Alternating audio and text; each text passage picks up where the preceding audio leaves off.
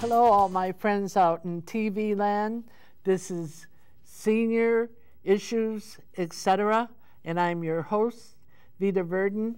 I want to thank you for being such loyal fans all this year, and thank you for watching the show.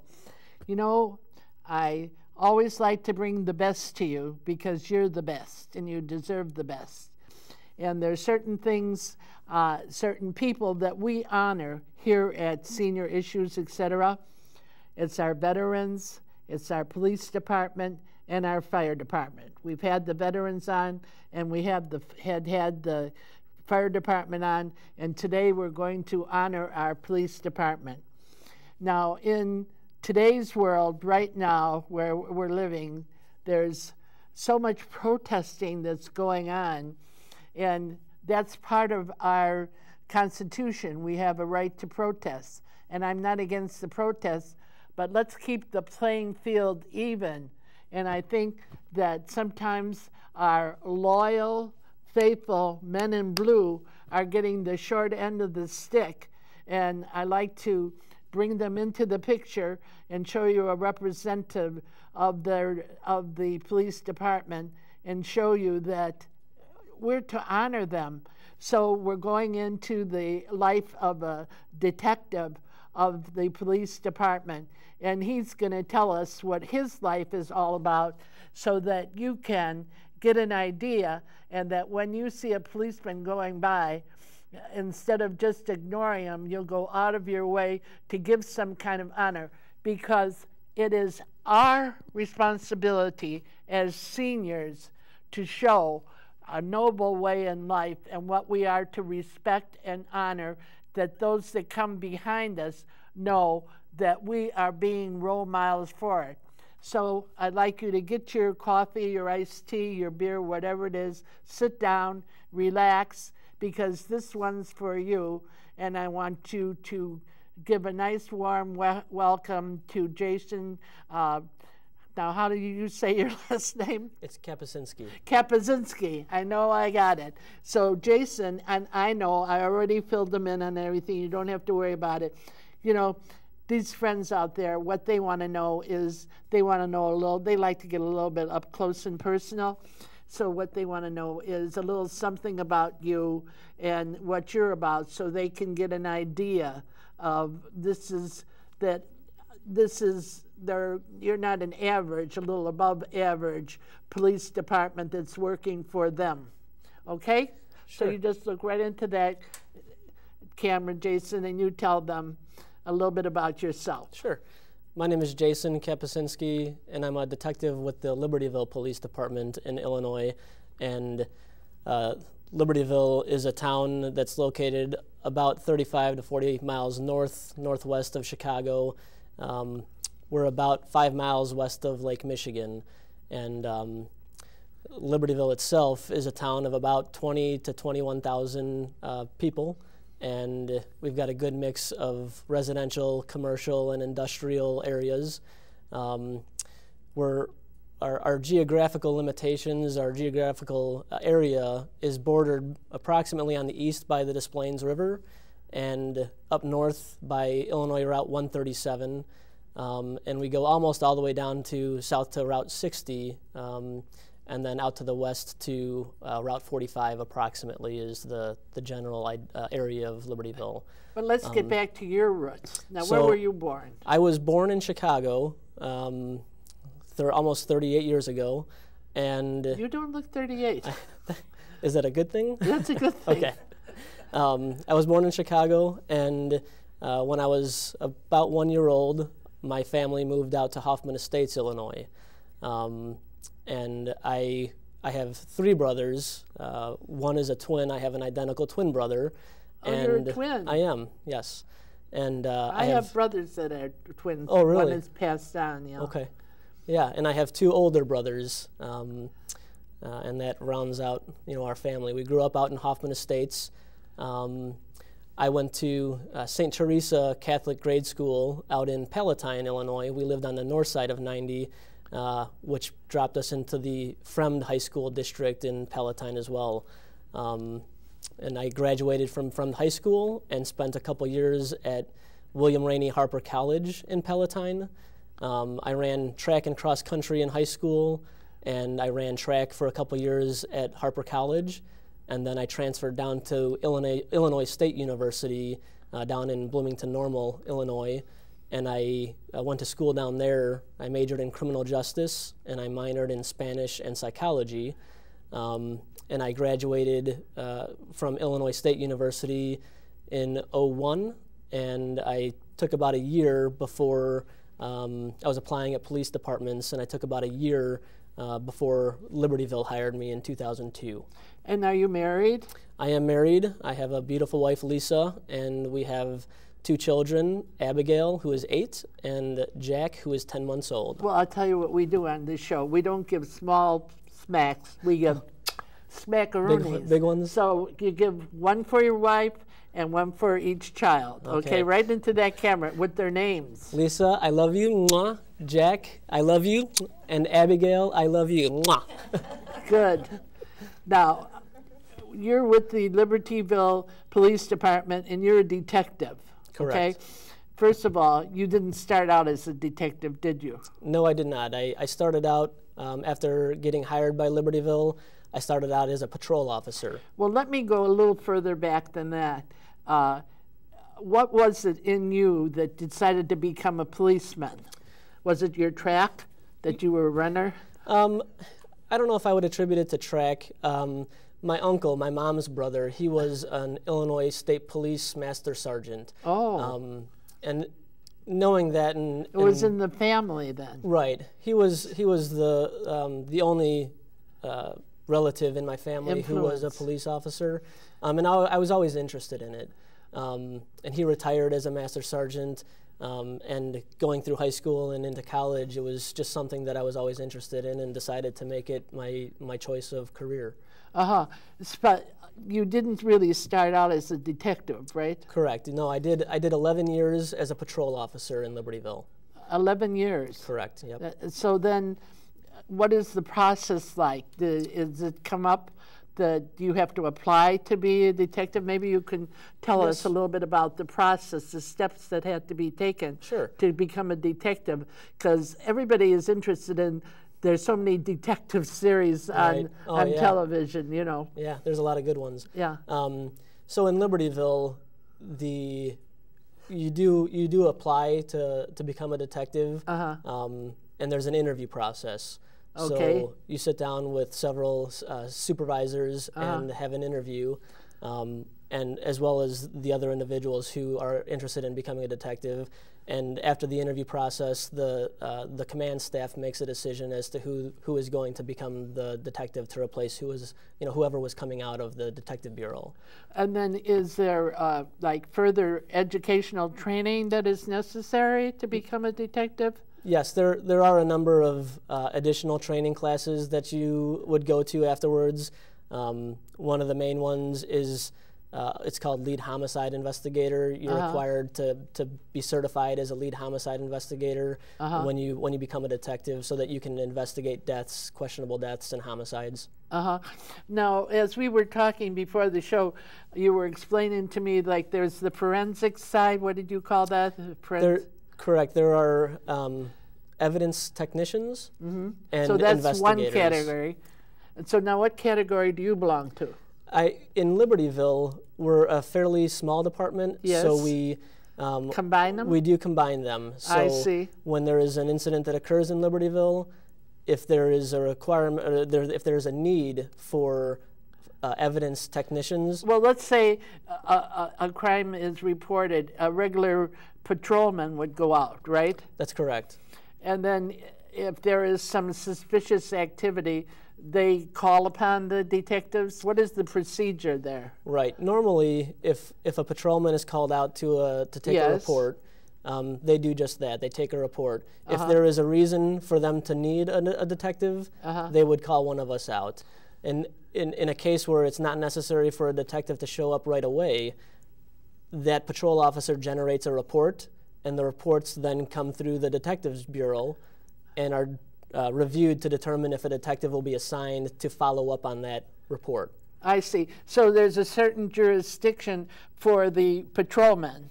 That's correct. So to speak, and then the patrolman turn it over to whatever department, and yours is consolidated in the detective department, right? That's correct. So then you go into like a deeper and further type of investigation. Yes. Is that correct? Yes. Okay, so then you're called in. So when you're called in, you do a preliminary investigation?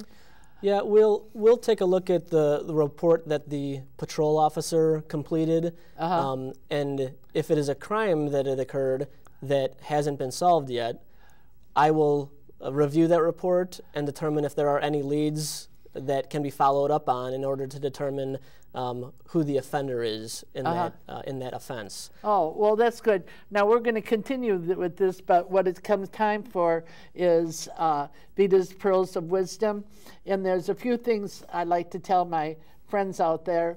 I want to thank you so much for all the emails and calls and communication, and I do answer each and every one of them, and I will give you the website. Anyone who wants to further contact, the website is seniorissuesetc.org. And if you go onto the website, it will tell you in the homepage of the website of all the places where the show is seen and the time that it's seen. And if you scroll down, you'll find a link, and there's probably, I don't know exactly how much, I think maybe 40 or more shows online that you can link into, and how they're listed is the latest show is listed first, like this show that's being filmed today. If you, like tomorrow, go into the website, then Detective Jason's picture will pop up, and that is from the police department. But you can scroll down and see all the past shows on the web page, and I think that's something interesting. Now, if you'd like to email me, and I thank you for all the emails that I do get, and I do answer all of them. It's Vita Verdon, small casing, at netzero.net. And there's a few things that I'm going to go further into with Detective Jason, and that is all the scams that are going on. But what I'd like to talk to you about is we're gonna when I go back to Detective Jason, we're gonna take this in a little bit deeper, because he's got information on that if you see anything suspicious, and he's going to define what I'm saying is suspicious in your neighborhood, is how you report it. Now, we were going to give out some telephone numbers, but because this show is seen in such a wide range of areas, that what you'd have to go to your personal community telephone book, and there is a right to the police department emergency number, and there's a non-emergency number. And Detective Jason is going to tell you like which number you should call if you see something suspicious. And another area that we're going to cover is, as a group of seniors, we are marked off as marks for all these crooks out there who want money from us, and they think we're dumb and these gray cells aren't going, but we're going to show them they're wrong, that our age has nothing to do with our sensibility. And so what my gain is up here is to see that you're educated to the scams that are going on in our society, and there's a multitude of them. And so there's certain little things that you should remember, and you should have those in your, never give out your Social Security number, never give out your bank number, never give out information. And if somebody is calling you, you can always say to anybody, I'll call you right back. Don't ask them for a number. What you do is look up their number and call them back on their number to keep your safety in mind. And remember, they can hit you from any angle, and you don't have to give out unnecessary information or be a mark. Just remember those nevers and what you should never do. Now I'm going to go back to our Honorable Detective Jason, and we're going to go a little deeper into this. So we'd like to open this up. And how you explained it is so clearly, I want you to look into that camera, is what would you define as suspicious activity? That's number one. So when the police are out and patrolling, as we talked about, we can't be everywhere at every time. Right.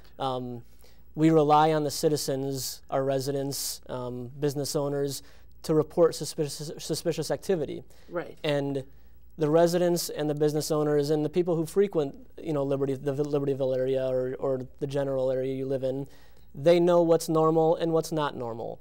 And it's when you see something or someone, a vehicle, a person, an action or an activity that doesn't fit with what you normally see going on in your neighborhood or around your business, that's when we want you to call us and report that activity. So our eyes and our perception could be watchmen. Absolutely. To keep our neighborhood safe. Absolutely. Okay. And like I said, we can't be everywhere at all times, and we rely on you who know what's normal in your neighborhood and what doesn't fit in your neighborhood. Well, I know how seniors think. They think, oh, well, I don't know if this is quite suspicious, so they'll hold back. What would you suggest under those circumstances? We feel that if it's unusual enough or suspicious enough for you to be concerned about it, that you should notify us about it. So you want them to go ahead and take a chance, even if they could be wrong on that. You'd rather hear from them. Is that correct? We absolutely want to hear from you because we want, even if we show up to what you're reporting and it turns out that it is nothing or it's innocent, then everything is okay. And that's how we want it. But if you decide you don't want to report it, or because you're concerned that, it might be nothing, and it turns out to be something, we would rather err on that side of caution and make sure that we're keeping, things under control and everybody's safe. That is good, sound advice. Now I'd like to go into a little bit on these telephone scams. That's a big thing. It is, absolutely. So if you would, if somebody calls, if you would give our audience out there a few tips, how they should handle the call. So as we talked about a little off the air, you brought up how you might receive a phone call soliciting, possibly purporting to be from your credit card company. Suspicious activity. Correct, trying to verify some suspicious activity on your credit card or debit card account. Whenever your credit card company or debit card company is going to contact you, they usually will only be providing you with they want to verify your name, but they usually will only be providing you with information and asking, did you make this charge? If they go and ask you for additional information about where you live, your address. Or verification, right? For verification, your address, your date of birth, your social security number, that's very suspicious, and we recommend that you tell them you're going to hang up and call right back, but you locate the number for your credit card company based on the records that you already have. Now, wait a minute. Now, why should they locate the number instead of taking the caller's number? Because there's a very good chance they will give you a number to call, and it will just be to their friend or cohort. Did you hear that? That is a golden tip. That's a golden tip. So that is something that they should really keep in mind, because I think that's a biggie. Because you could be calling the crooks back, like they're the credit card company if they're giving you their number, right? That's correct, and that's why it's important that you have a contact number for your credit card company, so that you can go to them and they will, when you call them, they will verify whether or not there was any suspicious activity. And normally there's not going to be if these people are calling you and trying to verify suspicious activity. Now, what is the biggest area that you're dealing with currently in the area that you're working, in the Libertyville area? So we do deal with, along the credit card, the suspicious phone call lines, we deal with a lot of identity theft, frauds and identity theft. Well, is there other identity theft besides the calling?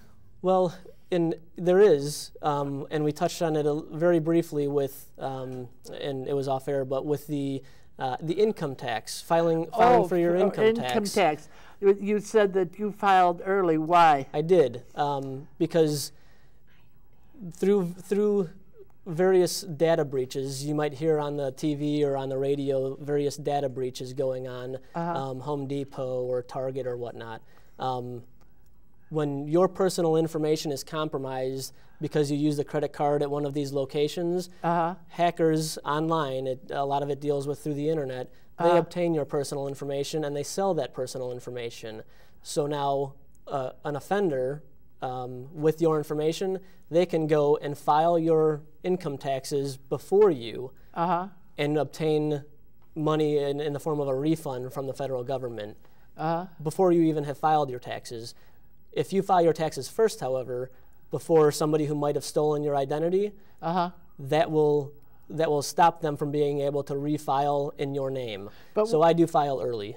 Well, these offenders, they get all this information from the hackers? They can, yes. They can get it from the hackers. Now, if this is done and they get a refund, then you're out your refund. Not necessarily. Oh. You do have to jump through some hoops with the IRS To prove? to prove that you are yourself. You would have to file an affidavit, an identity theft affidavit with them, and we've had a number of victims come forward since this is tax season. We've had a number of victims come forward since the filing season begun to report that they have been victims of identity theft in this manner, and it just takes you longer, to get your refund.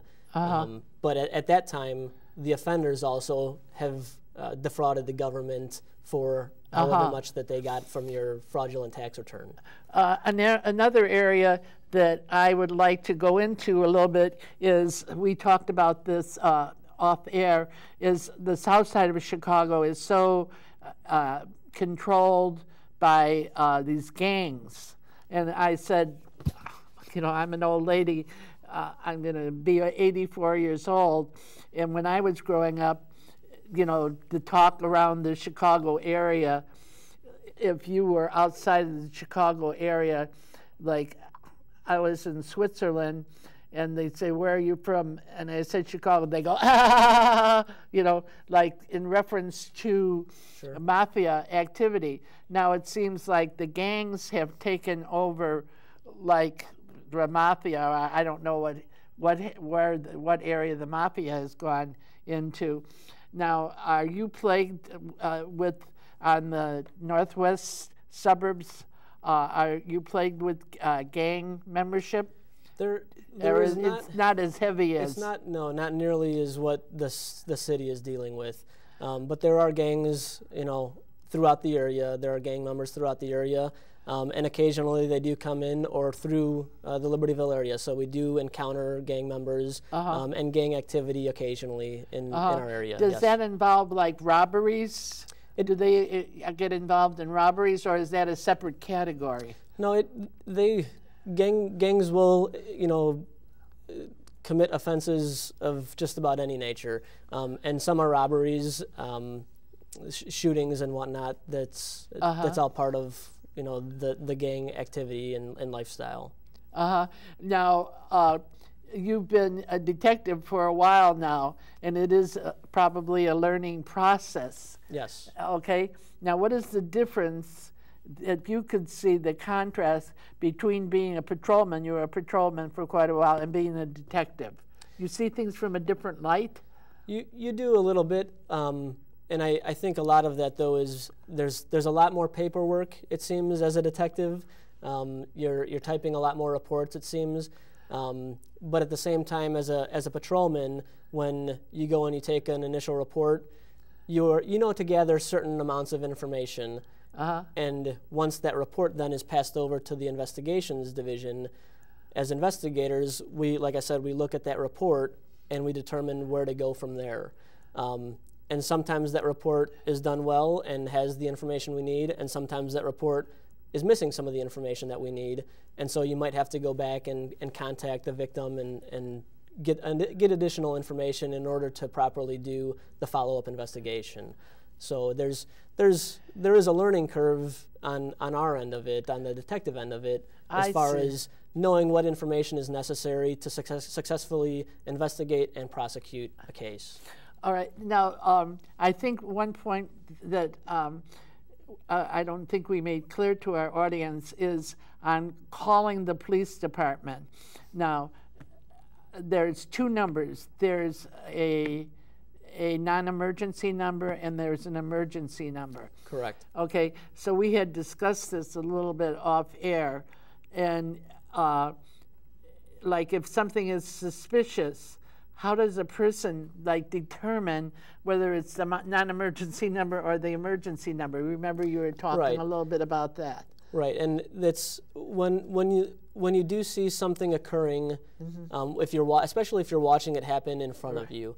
If you see somebody that doesn't fit in, if somebody's at your door and you don't know who it is, or if you see a vehicle parked out in the street and it's running or it's occupied and the vehicle doesn't fit in, those are the situations that we want you to call. That would be like an emergency, right? We would want you to call 911 in those situations. While it might not be an emergency, but you would like we want to know immediately so that we can go out and investigate that incident. It's a time thing. Yes. I see. If you saw somebody and it was 15, 20 minutes ago, I see, and they're not there anymore, then you know that you might have a few minutes to look for a non-emergency number and call the police that way. Well, now, this is a question I ask everybody that's been on the show. Where does your passion lie? What are you getting? What kind of gratification do you get out of the job? Well, you just look in that camera. You know, I very much enjoy what I do.